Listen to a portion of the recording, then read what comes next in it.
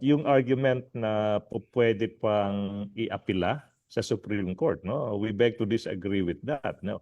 Napakaklaro po, executory na yung decision, no? Decision ng COA Commission, yung ina-uphold yung notice of disallowance, executory na yan. Yung bagay na po pwedeng iakyat sa Supreme Court, siguro medyo technical pero we have no choice, no?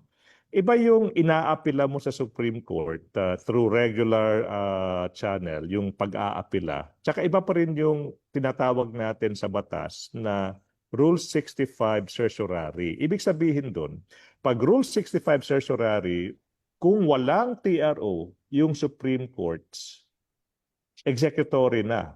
Final tsaka executory na yung decision ng COA Commission. So yung tanong, is it appeal ba yan? Apila ba yan?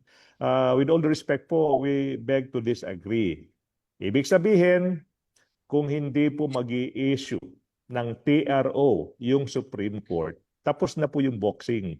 Yung notice of disallowance na na-issue ng COA Commission dapat i-implement na iyan. So yung term na ginagamit na apila, we beg to disagree with that. Kasi nga, uulitin ko, yung pamamaraan ng pag-aakyat ng isang decision ng COA to the Supreme Court, hindi po through appeal yan, through Rule 65 certiorari. So you among us lawyers, medyo technical, ibig sabihin yan, kung walang TRO, ini-issue yung Supreme Court, tapos na po yung boxing, yung issue ng notice of disallowance.